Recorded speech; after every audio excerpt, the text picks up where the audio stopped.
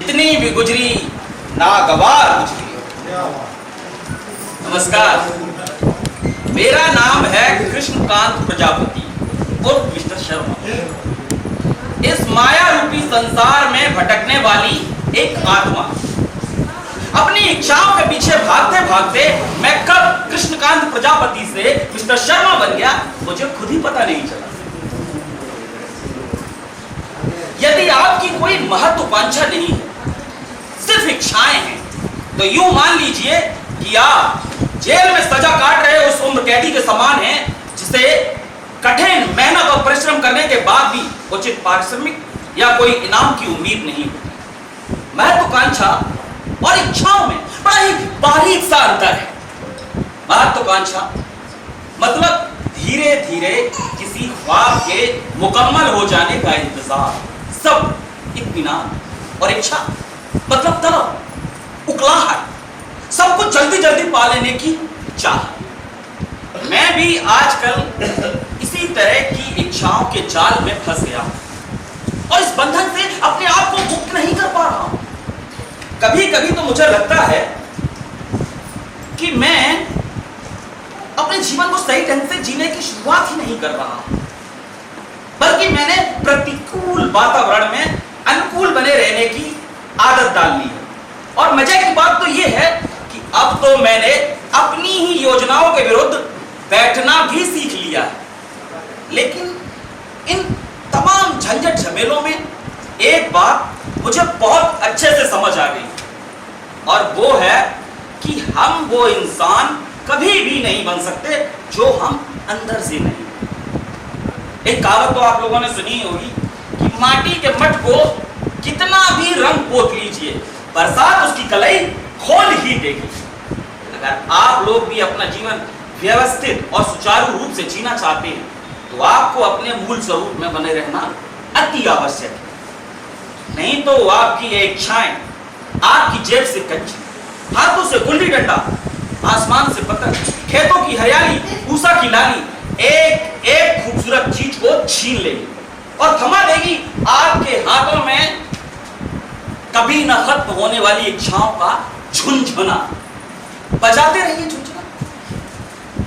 कहां खो गए वो दिन जब खेल खिलैया होती थी, शाम ढले पुलिया किनारे रोज कबड्डी होती थी जब देर रात तब खोज खबर ली जाती थी, दौड़ी दौड़ी अम्मा आती खूब पिटैया आती थी जब नौटंकी तब रात जगाई भी होती थी, और आ जाए स्कूल में नींद तो डस्टर से सुताई होती थी।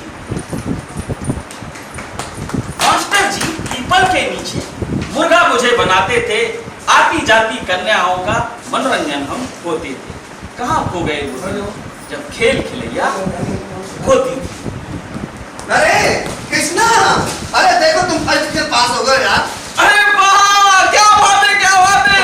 अरे भैया अब तो हमारा सपना साकार हो गया। क्या बात है? जी बोले थे जब हम ट्यूशन पास हो जाएंगे तो हमको पढ़ने के लिए शहर भेजेंगे। चल रहा यार, तुम शहर चल जाओ, हम जाते रहेंगे, यहाँ अकेले रहेंगे का? अरे तो क्या होगा, पढ़ लिख के आएंगे तो तुम्हारा भी तो नाम होगा।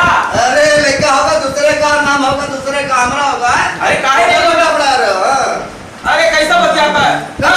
चलो हमको बहुत काम है। हमको भी काम, हम जा रहे हैं। अरे अच्छा सुना था गुस्सा न हो, रात को नौटंकी में मिल जाए। हाँ ठीक है मिलेंगे।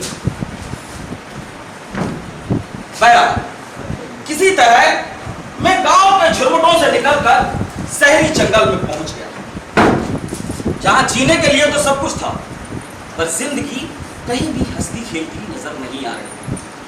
वो तो गनीमत थी कि मेरे गांव के कुछ प्रतिष्ठित लोग पहले से ही शहर में मौजूद थे, इसलिए मुझे ज्यादा भटकना नहीं पड़ा। बड़ी आसानी से मेरा रहने का जुगाड़ हो गया।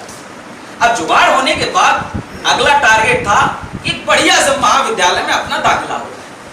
तो भैया अगले दिन तड़के सुबह हम अप टू डेट होके कई टेढ़ी मेढ़ी सड़कों से होते हुए एक शहर के प्रतिष्ठित महाविद्यालय के गेट पर जा पहुंचे। आहा, महाविद्यालय, ये ऊंची ऊंची दीवारें, ये लंबे लंबे दरवाजे, ये नुकीले नुकीले गुंबज, कहीं से कहीं तक किसी राजा के महल से कम नहीं लग रहा था। फिर क्या था, हमने भी अपने आप को राजकुमार समझा और कदम आगे बढ़ा दिया। पूरे दिन कॉलेज के कंपाउंड में इधर से उधर भाग दौड़ करता रहा, पसीने से लथपथ, भूखा प्यासा। जब अंत में पता चला कि आज तो प्रधानाध्यापक जी ही नहीं आए हैं, भाई साहब मेरा दिमाग खराब हो गया। आओ देखा न जाओ देखो, गुस्से में 4-5 गालियां उछाल उछाल के प्रिंसिपल साहब के कक्ष में फेंक दी।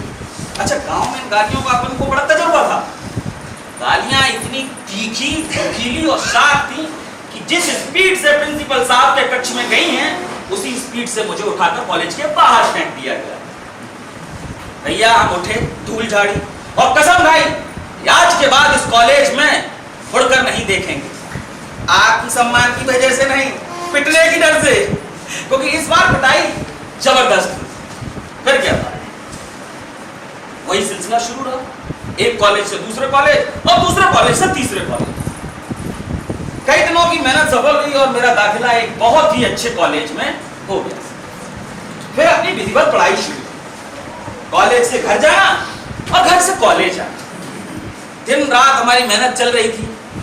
इसी दौरान पुस्तकालय में मैं अपने लिए एक किताब ढूंढ रहा था।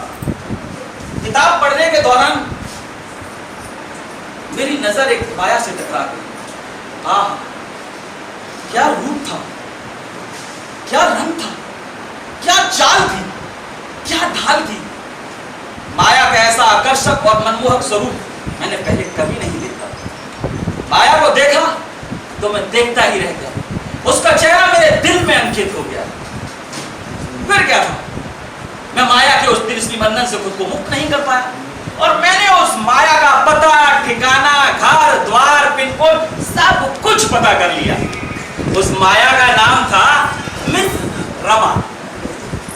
और रमा के पीछे जो मैं फिर रमा हो गया हूं, भाई साहब मुझे अपना ही होश नहीं रहा।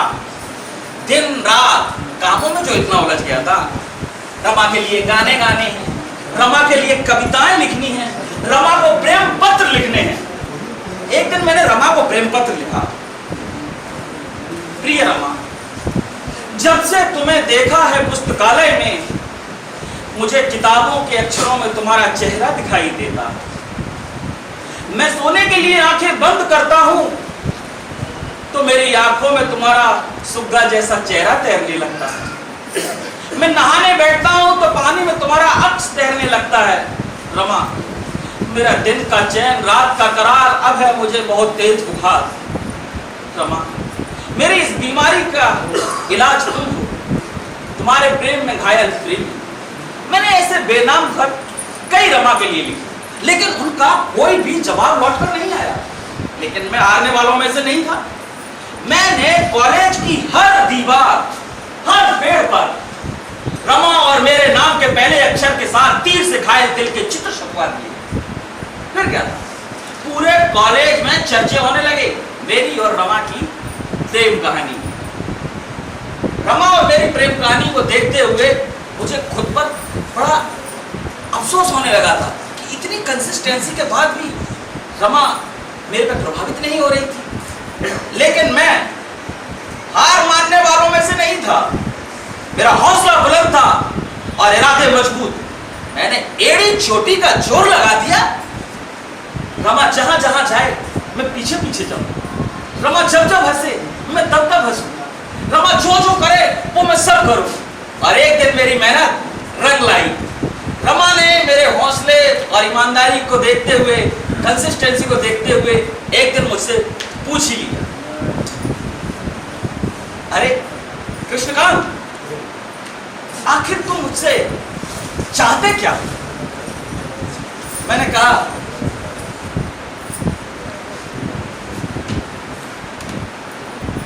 आखिर तुम चाहते क्या? अब ये भी लिख कर देना पड़ेगा मिस रमा। रमा मुस्कुराई और चली गई। हंसी तो हंसी। फिर मेरी और रमा की प्रेम कहानी शादी में बदल गई। शादी होते ही मैंने शहर में एक कमरा लिया जिसका किराया 300 रुपए महीना था और 1500 रुपए माहवर की नौकरी भी ढूंढ ली। तो भैया 300 रुपया कमरा का किराया अदा करने के बाद मेरे पास बचते थे 1200 रुपए। अब 1200 रुपए में बड़ी खींचतान के घर का खर्चा चल रहा था। शादी के तुरंत बाद ही रमा को यह अंदाजा लग गया कि मेरे हाल फटे हुए हैं। और इस बात के लिए मैं जब रमा से बातें करता तो वो अक्सर झगड़ने लगती और झगड़ा इस कदर बढ़ जाता कि कई बार रिश्ता टूटते टूटते बचता। एक दिन की बात है, रमा और मेरी लड़ाई हो रही थी, जोर जोर से लड़ाई हो रही थी। मैंने कहा रमा, इस तरह की बातें करना ठीक नहीं। रमा के चेहरे की आभा बुझ चुकी थी और मेरे जीने की आस। फिर मेरा नया नामकरण हुआ, कुत्ता, गधा, अजगर। रमा और मेरे बीच प्यार खत्म हो गया था ऐसा नहीं था, पर प्यार कम हो गया था। अब रमा मुझसे केवल 2 वक्त प्यार करती थी। एक तब जब मैं ऑफिस के लिए तैयार होकर जाता था तो अपने हाथों से मुझे कोट पहनाती थी, और दूसरा तब जब मैं महीने के अंत में तनख्वाह लेकर घर आता था, तब मेरे पैर दबाती, मेरे बालों में तेल मालिश करती। उस समय मुझे समझ नहीं आता था कि आखिर इस कुटिया खंडहर महल में एक अच्छी आत्मा का प्रवेश कैसे हो गया। शर्मा जी। अरे मोनिका जी, नमस्ते शर्मा जी। नमस्ते नमस्ते। और बढ़िया है? जी बढ़िया है, आप कैसी हैं? ठीक है, हमारी लड़की की शादी थी ना, उसी का निमंत्रण देने आए। अच्छा अच्छा, अरे वाह, बहुत बहुत बधाई हो मोनिका जी। पहले मैं आपको चाय बनाता हूँ। नहीं नहीं, फिर कभी आएंगे, शादी पड़ा है, लेट हो रहा है ना, बहुत काम है। अच्छा जी, ठीक है मोनिका। ठीक है, चलते हैं। ठीक। अच्छा शर्मा जी। हाँ जी। ये ड्रम किस लिए मंगवाए? अरे ये शायद रमा मंगाई होगी। अपना ध्यान रखिएगा, आजकल बहुत कुछ ठीक नहीं चलता है। जी मोनिका जी। ठीक है, चलते हैं। नमस्ते शर्मा जी। जी नमस्ते। ड्रम क्यों मंगाई है रमा? ये क्या कर रही हो? अरे रमा, ये ड्रम क्यों मंगाया है तुमने? इसको छोड़ो, पहले ये बताओ वो किस लिए आई? मटर का भाव पूछने आई थी। झूठ, बिल्कुल झूठ। मैं देख नहीं रही थी कैसे आजकल लड़ा के हंस की बातें कर रही थी तुमसे। वो तुम्हें रुझाने आई थी। अरे रमा, वो मेरे दोस्त की बीवी है, उसके साथ बच्चे हैं। बड़ी लड़की की शादी फरवरी में तय हो गई है। चिट्ठी देने आई थी, कह रही थी भाई साहब कह रही थी भाई साहब आपको शादी में जरूर आना है, सारी व्यवस्थाएं आपको ही देखना है। सारी व्यवस्था उसकी बेटी के साथ साथ फेरे लगा लेना। तुम्हारा दिमाग खराब हो गया? उस शरीफ औरत पर ऐसी तोहमत लगाते हुए तुम्हें शक नहीं आती है? हरामजादी कुतिया कहीं की आया तो सही, उसकी चूटियां काट के हम फेंक कहना। रमा, तुम्हें ऐसी बातें करते हुए बिल्कुल भी शर्म नहीं आती है? हैं? मैं उस 50 वर्ष की बुढ़िया से इश्क करूंगा? अरे तुम 50 की वर्ष की बुढ़िया क्या, तुम्हें तो मिट्टी की ढेर की औरत मिल जाए ना, उससे भी इश्क कर लो। और तुम्हें अगर कूड़ेदार में ना सड़ी गड़ी औरत मिल जाए ना, उससे भी नहीं लड़ा लो। तुम आदमी हो। मैं तो जानवर हूँ।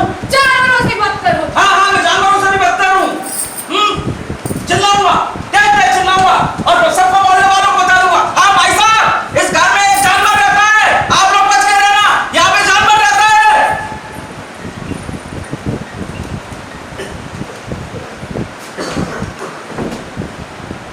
ये बड़ी ही सख्त दुनिया है।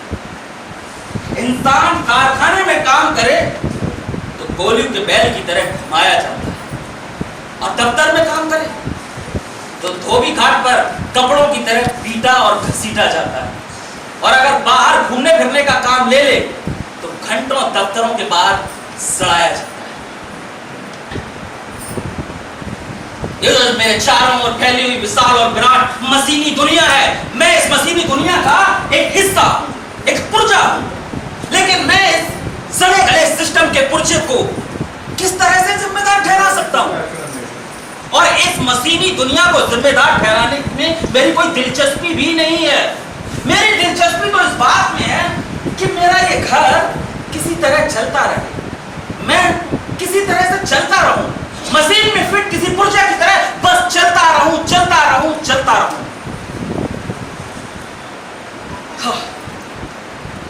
लेकिन लगातार मेहनत मजदूरी करते करते एक दिन मैं इस मशीनी दुनिया में फिट पुर्जे की तरह घिस घिसाकर टूट जाऊंगा और फिर मुझे बाहर फेंक दिया जाएगा और मेरी जगह एक नया पुर्जा फिट कर दिया जाएगा। फिर मेरा क्या होगा? मेरे इस घर का क्या होगा? मैं इसका किराया कैसे अदा करूंगा? कैसे रमा के लिए एक नई साड़ी लेकर आऊंगा?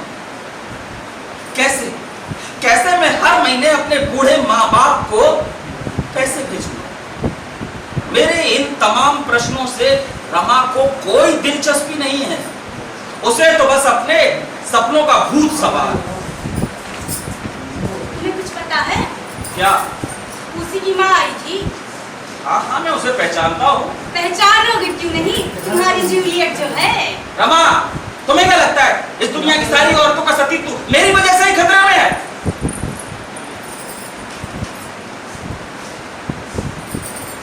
आखिर तुम चाहती क्या हो? उसने नया रेडियो लिया है। अरे नया रेडियो लिया है तो उसी की शादी है, दहेज के लिए लिया होगा। दहेज के लिए नहीं लिया है, उसने अपने घर के लिए लिया है। और तुम हो एक इस पुराने से खटारे से 1.5 पल्ली वाले इसको चला रहे हो। इसको लगाओ अयोध्या तो पकड़ लेगा लखनऊ। इस रेडियो के एक दिन फेंक नहीं दी ना तो कहना। तो फेंक दो ना, फेंक दो यहाँ पर। तो तुम मेरे लिए दूसरा क्यों नहीं लाते? दूसरा क्यों नहीं लाते? कहाँ से लाओ 2000 रुपए? पूसी का बाप जहाँ से लाता है। अरे पूसी का बाप तो 7,500 रुपए की नौकरी करता है, मल्टीनेशनल कंपनी में काम करता है, वो तो लाएगा ही। तुम इस बेकार सी नौकरी को छोड़ क्यों नहीं देते? अच्छा, इस बेकार सी नौकरी को छोड़ दूं तो भैया कहाँ से मिलेगी मुझे दूसरी बेकार की नौकरी? शांता का बाप जहाँ से कमाता है, तुमने कुछ सुना है? उसने एक नया फ्रिज लिया है और अपना घर बेच के एक बड़ा सा घर लेने वाला है। और तुम तो इस पुराने से, तुम्हारी जिससे पल्ले पड़ी हूँ ना, इस पुराने से बदबूदार घर में रह रही हूँ। और तुमसे पता है ये इससे घर छोड़ के कहीं और चली जाऊँ। तुम्हें पता है कुछ? जब से मैं इस तुम्हारे पल्ले पड़ी हूँ इस बदबूदार घर में रहती। ये कोई घर है? ये तो अस्तबल है, अस्तबल। अच्छा। इससे बड़े कमरे में हमारे घर के नौकर रहते, इससे बड़े कमरे में हमारे घर के कुत्ते लौटते हैं। अच्छा, मैं कुत्ता हूँ? चिल्लाओ मत, कुत्ता नहीं हो। अच्छा, मैं चिल्लाता हूँ, मैं कुत्ता हूँ, मैं मेढक हूँ। अरे जब मैं चिल्लाओ मत यहाँ, मैंने तुम्हें कुत्ता नहीं बोला। अरे जब मैं ऐसा ही हूँ, टर्राता हूँ, घुर्राता हूँ, तो तुम मेरे साथ रहती क्यों हो? चली क्यों नहीं जाती यहाँ से? कौन रहता है तुम्हारे साथ? जा रही हूँ मैं अपने मायके। जाओ और लौट लेना अपने उन कुत्तों के साथ बड़े घरों में। और जब लौट कर मन भर जाए ना तो चली आना इस अस्तबल में।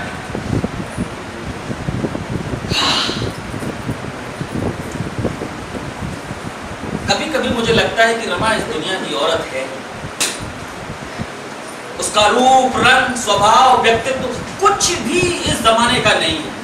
उसके सारे सपने अतीत के सपने हैं, जहां रेशमी चिलमनों के पीछे सरसराते हुए रेशमी पर्दों के भीतर मौनी शामें रोशन होती हैं और सुराहियों पर मोगरों के फूल लपेटे जाते हैं, दालान दर दालान पर्दे गिरते जाते हैं। गुलाब सी हथेलियों में चांदी की छपरखट को पकड़े कमल जैसी कटोरियों में सौंदर्य प्रसाधन सजाए बंदियां किसी मुगल शहजादी की तरह रमा का 16 श्रृंगार करती हैं। लेकिन भैया इस 20वीं सदी में मशीनी दुनिया में कुत्ते जैसी लपकती इच्छाओं के दौर में ये कहां तक संभव है और कितनों के लिए संभव है और कैसी कैसी कोमल भावनाओं का गला घोंट देने के बाद संभव है। लेकिन इसकी शिकायत मैं किससे करूं? इसका रोना मैं किससे रोऊं? क्योंकि मेरे आसपास की चारों ओर की दुनिया में ऐसा कौन है जो इस तरीके के बेकार सपनों का कहती नहीं है? ऐसा कौन है जो अपने प्रांत में, अपने क्षेत्र में, अपनी जगह में अपने लिए ऐसे बेबुनियादी सपने नहीं देखता है और ऐसे ही सपनों के इर्द गिर्द चक्कर लगाते हुए आधे सच और आधे झूठ, आधे सपने के बीच में अपनी पूरी जिंदगी गुजर बसर कर देता है।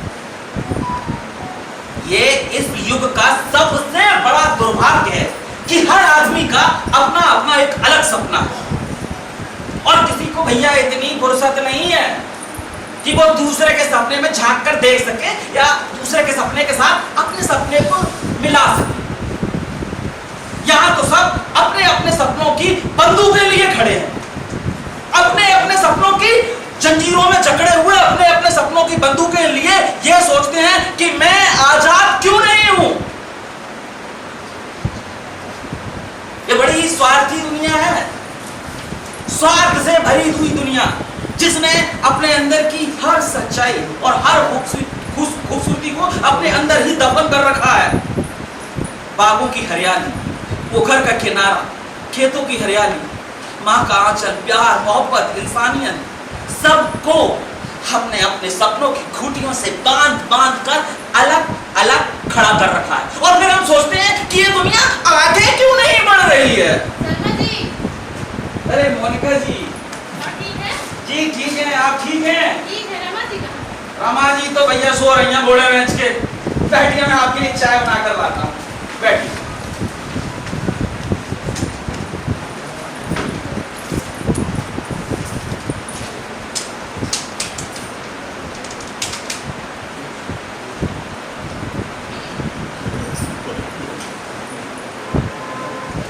ये लीजिए। अरे अरे रमा जी, माफ कीजिए रमा जी। कोई बात नहीं। ठीक है, तो मैं चलती हूँ। नमस्ते। क्या समझ रखा है? ये घर उसी का है? क्या समझ रखा है? ये घर उसी का है? अच्छा, यहाँ की रंगोलियाँ बनाई जा रही है। रंगोलियाँ बना रहे हैं आप? मोनिका जी तुम्हारे लिए पूछने आई थी, कह रही थी रमा कहाँ है। अच्छा, वो आए क्यों नहीं? तो तुम्हारे साथ जो सारे यहाँ पे बैठा है, वो उसने तो मेरा जीना हराम कर दिया। अपने पति से पेट नहीं भरता तो यहाँ पे चली आती है। रमा, हे भगवान, मेरा कांच का प्लेट तोड़ दिया। हरामजादी से मेरा सुख देखा ही कहा जाता है। मेरा 3 साल से जिसे संजो कर रखी थी, मेरा प्रसव खराब कर दिया। हरामजादी कुत्तिया कहीं की। क्या तो क्या हो गया, इतना भड़क क्यों रही हो? दूसरा आ जाएगा। दूसरा आ जाएगा? तुम्हें क्या? जिस प्लेट को मैंने 3 साल से चला रही हूँ, उस प्लेट का इस घर में तोड़ना बहुत बड़ी बात है। तुम्हारे लिए होगी मामूली बात। अरे एक प्लेट के लिए, मामूली प्लेट के लिए इतना गुस्सा? कमाल करती हो रमा।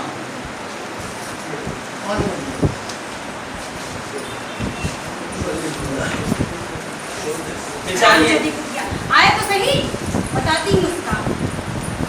रमा, हरामजादी कुत्तिया कहीं की, शूद्र कहीं की हरामजादी। शूद्र मत कहो रमा। शूद्र हुई तो क्या हुई? क्या वो इंसान नहीं है? हाँ हाँ, तुम तो उसकी तरफदारी करोगी ही क्यों नहीं? क्योंकि एक शूद्र दूसरे शूद्र का साथ नहीं देगा तो किसका देगा? क्या पता तुम्हें, मैं तुम्हारे बारे में जानती नहीं हूँ, मुझे सब पता है। तुम एक जात की निषाद हो, और तुम्हारा बाप भी निषाद है और तुम्हारी माँ भी निषाद है। तुमको क्या पता? मुझे पता नहीं है। मुझे उस लगने की माँ ने सब कुछ बता दिया था। अगर मुझे फंसा रखा है तुमने। मैंने फंसा रखा है तुम्हें? और एक नहीं तो क्या? मुझे पता होता तुम जात की निषाद हो ना, तुम्हारे मुंह में लगती, तुम्हारे मुंह पे थूकती भी नहीं मैं। थूक दो ना मेरे मुंह पर, थूक दो मुझ पर, थूक दो अपनी मोहब्बत पर, थूक दो हर वादे पर जो तुमने किया था, थूक दो इंसानियत पर।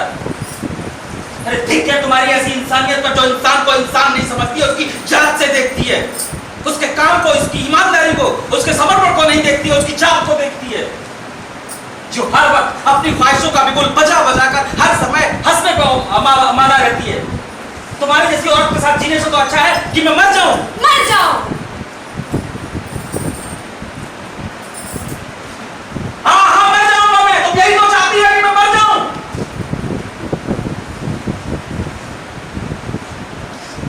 रोज रोज की दांती किलकिल से परेशान होकर मैंने आत्महत्या करने का निर्णय लिया। इंसान जब हर तरह से निराश हो जाता है, समस्या का जब उसे कोई हल नहीं मिलता, बचाव की जब कोई सूरत नजर नहीं आती, और इंसानियत और जिंदगी हर पल बोझ लगने लगती है, तो इंसान कुछ यूं भी सोचता है कि सब खुश रहो, मैं ही मर जाता हूं। मैंने मरने का फैसला किया और चुपचाप अपनी बिल्डिंग से बाहर निकलकर सीधे समंदर के किनारे पर जाकर पहुंच गया।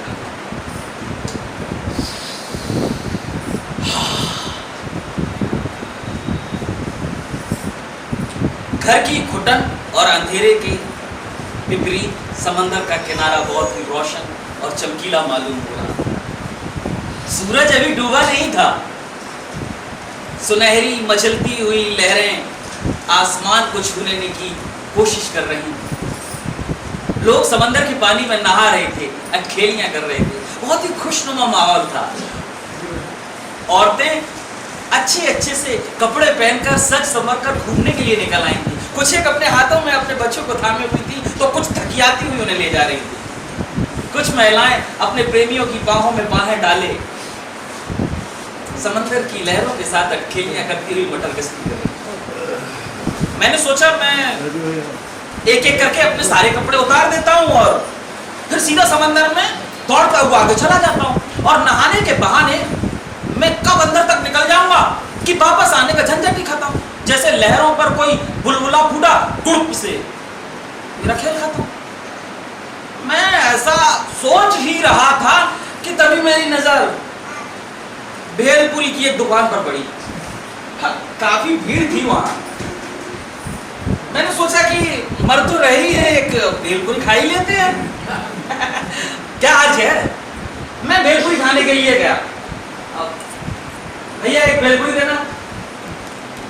भेलपुरी खाई मैंने और लौट कर आया और कमर कस के फिर मरने के लिए तैयार।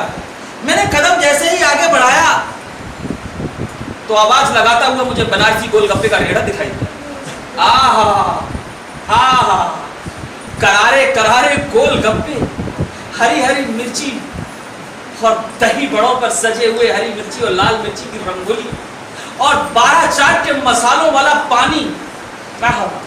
देख के मेरे मुंह में पानी आ गया। मैंने सोचा कि मरना तो है, एक तो भेलपुरी के साथ साथ पानीपुरी भी खा ही लेते हैं। तो हमने कहा भैया लगाइए एक प्लेट गोलगप्पे की। गोलगप्पे मैंने जो खाए हैं तो होठों और जुबान पर जो सुरसुरी मची है भैया पूछिए मत। आंखों से और नाक से जो पानी की धारा निकली और कानों से जो धुआं निकल पड़ा है और दिल बार बार कह रहा था once more once more once more. छक के पेट भर के हमने खाया दम और फिर मरने के लिए कमर कस के आगे बढ़े। मैं आगे बढ़ा और रेत पर एक टीले पर जाकर खड़ा। मैंने सोचा पहले अपनी शर्ट खोलता हूँ, उसके बाद पतलून उतारूंगा और उसके बाद सीधा छलांग मार के खेल खत्म। मैं ऐसा सोच ही रहा था और मरने के लिए तैयारी कर रहा था। भैया आत्महत्या करने के लिए बहुत तैयारी करनी पड़ती है। यकीन मानिए आदमी मरना नहीं चाहता पर अंदर से मर चुका होता है। मैं अपने मन को समझा रहा था कि नहीं, जीने की अब कोई उम्मीद नहीं बची, कोई चाह नहीं बची, कोई राह नहीं बची, मर जाना अच्छा। तभी मेरे कानों में आवाज आई टन टन टन। मैंने एक आंख खोल के पलट कर देखा, कुल्फी वाला था। बादाम की कुल्फी, पिस्ता की कुल्फी, रबड़ी वाली कुल्फी। अब मैंने सोचा भैया मरना तो है, ये एक कुल्फी खाई लेते। तो हम उतर के गए कुल्फी वाले के पास और हमने कहा भैया कुल्फी दीजिए। और उसने जो कुल्फी दी है और हमने जो कुल्फी खाई है, कुल्फी खाकर मेरा पूरा उत्साह ठंडा पड़ गया। अब मुझे चिंता होने लगी, टेंशन होने लगी, घबराहट होने लगी कि आज मरना है, अभी मरना है, आज ही मरना है। आज की बजाय कल पे भी नहीं टाला जा सकता है। ये सोच सोच के मैं बहुत परेशान होने लगा। मैंने सोचा जो होगा सो होगा। मैं कुल्फी को खाए जा रहा था और मरने के लिए सोचता जा रहा था, खाए जा रहा था, सोचता जा रहा था, खाए जा रहा था, सोचता जा रहा था। तभी अचानक से मुझे कोई आहट सुनाई दी। शर्मा जी, आप तो मरने जा रहे थे। मेरा यहाँ भी पीछा नहीं छोड़ा। मुझे चैन से मरने भी नहीं देना चाहते। तो मैं एक बात कहूँ, जिंदगी ना ख्वाहिशों से और अरमानों से नहीं चलती, एक दूसरे के साथ और समर्पण से चलती, प्रेम से चलती, सद्भावना से चलती। कॉलेज में जब मैंने तुम्हें देखा तो तो मेरी जिंदगी, तुम आज मेरी जिंदगी हो, आज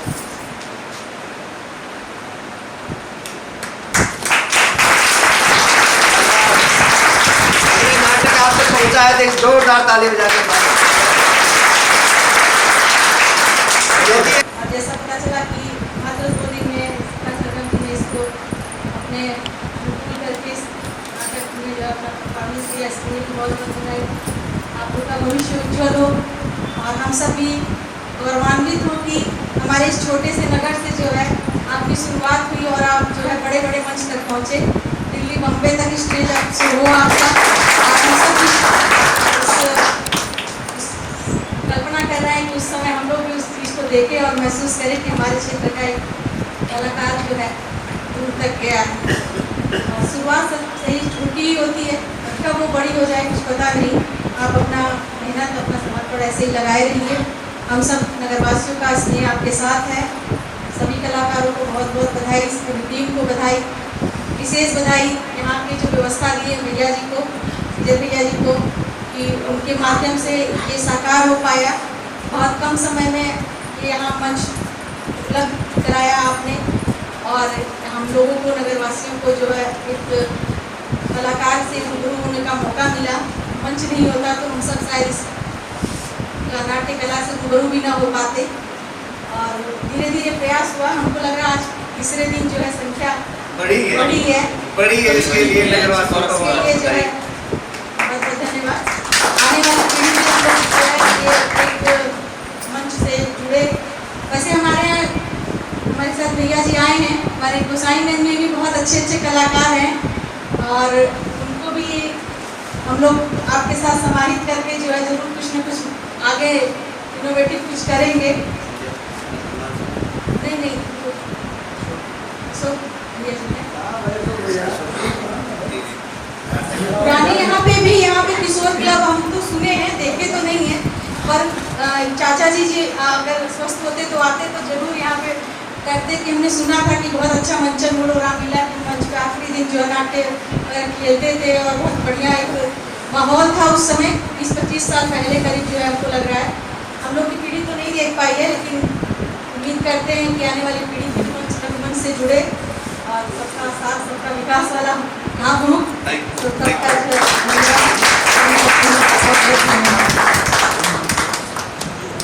बहुत बहुत धन्यवाद मैम। अब हम आदरणीय संजय पराग जी से